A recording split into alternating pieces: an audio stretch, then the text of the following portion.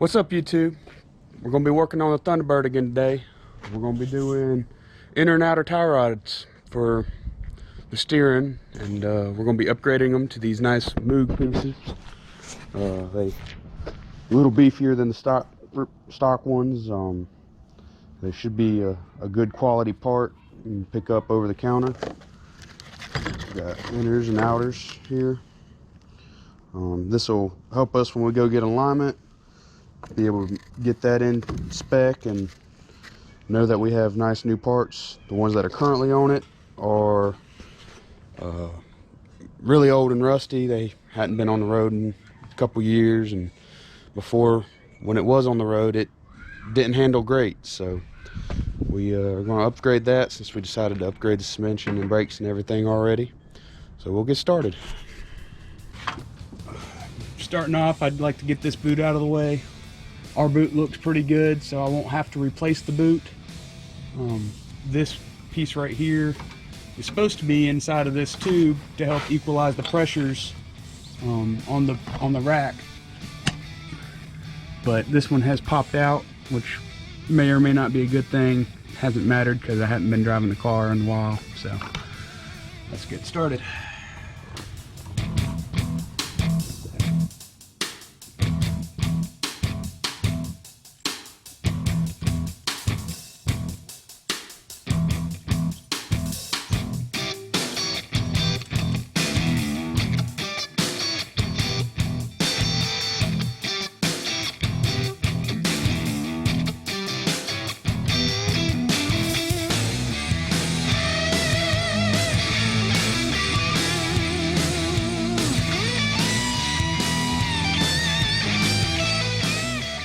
If you'll look up in here, they have a pin, a roll pin in there to keep it from spinning out. Luckily those roll pins are small enough, if you just attack it with the wrench, they should break, and you just replace it with the new one provided with the inner tie rod.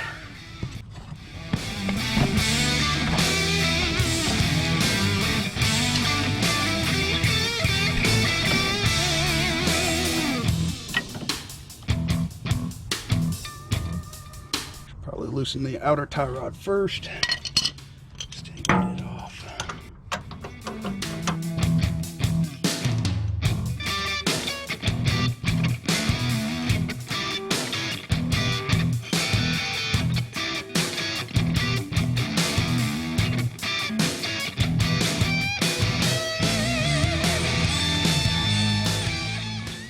Since I'm not reusing these tie rods, I don't care about the threads on them. I will be knocking them out with a hammer.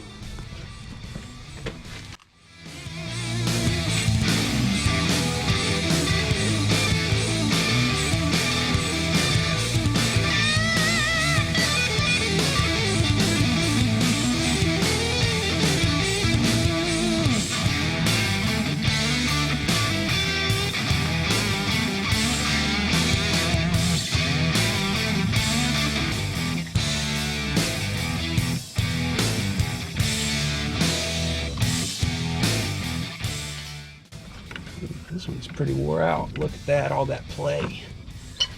Surprised I was able to keep this car on the road.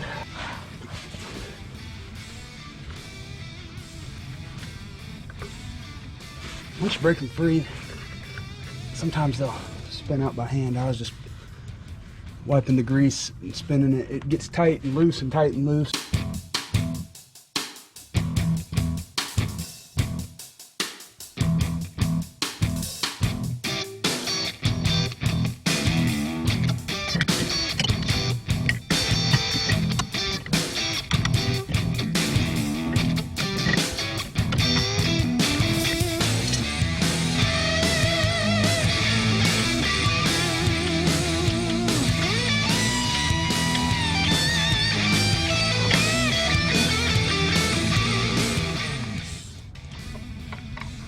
We have our tie rod out.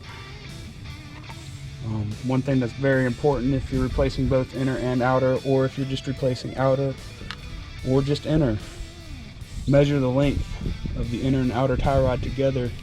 That'll get you really close to where your alignment was previously. But this one is 17 inches long.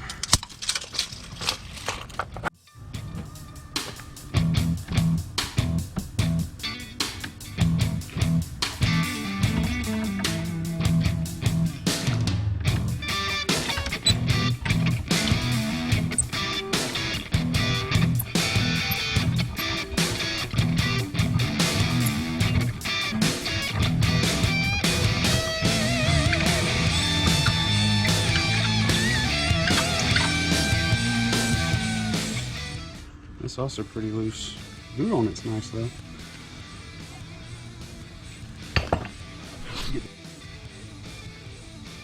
We have to get the nut off to be able to get the boot off as well.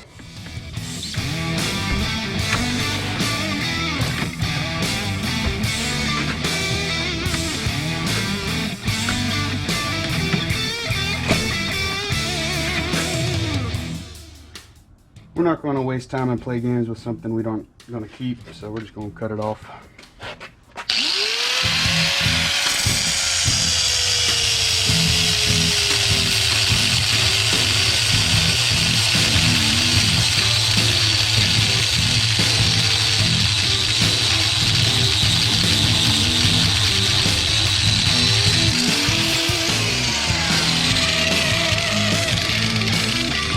Very easy.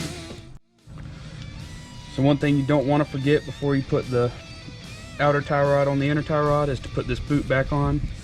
It slides on until it hits this groove in which the outside of the boot connects to it, and it clips into place, which makes it a pain in the butt since it's longer. Thread it back onto your steering rack. So what I do is put it on. I don't slide it all the way on. I'll start my outer tie rod and get it to the right measurement, and then I'll put the inner tie rod on the car and then slide it into place. That way I can still get to this nut. Alright, so we'll tighten that together so that it doesn't loosen up on you. And then we'll install it in the car.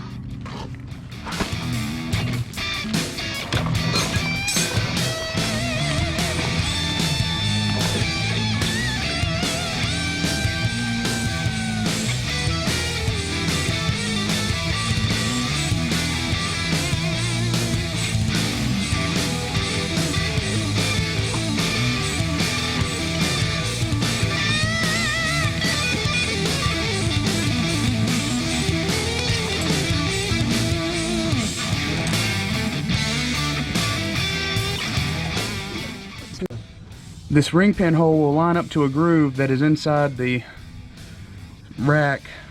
Once you thread it in far enough, then you'll punch a ring pin in there. Not that groove.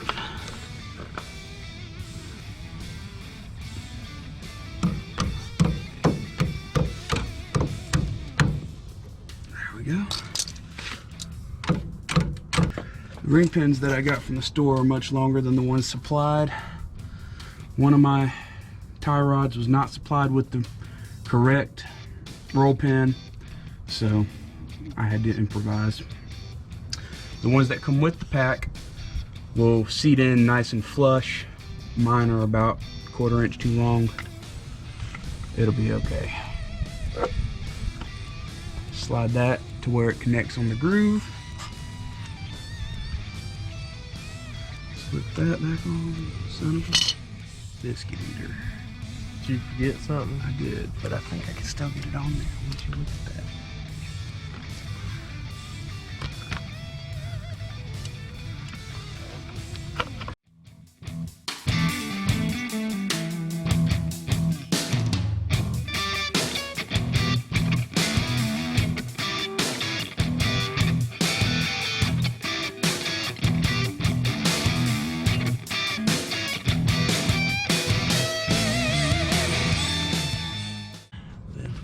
Make sure that that's slid in.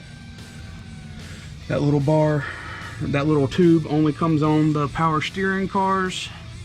It helps equalize pressure of some kind of, I guess, the power steering fluid. I don't know exactly what pressure it's equalizing.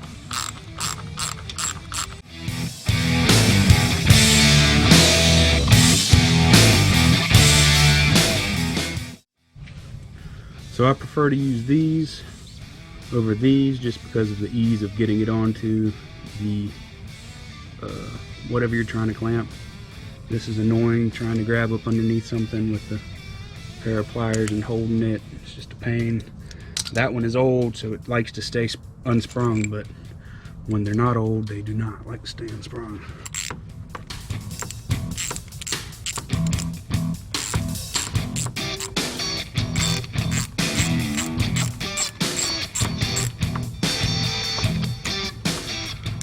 just nice and snug with it.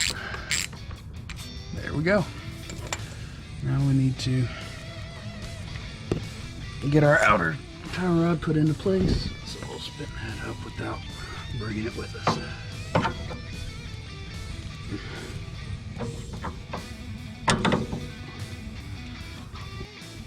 So we got this on. Push that in as far as we can get it. Until we can start the thread. Might be easy to pop it with the hand on the bottom side.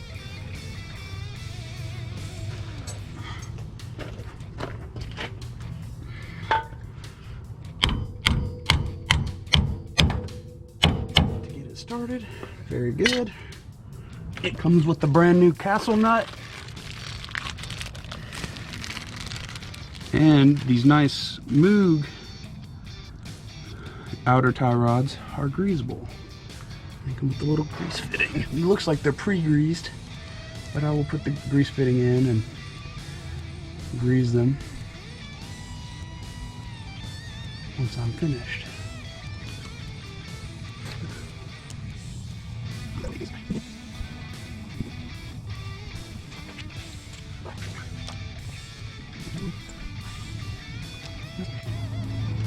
Interesting. Well, I have to go find enough for that in a minute. But this is torque to, I think it says, a little sheet here. Torque to outer tie rod to spindle, 27 to 32 foot-pounds.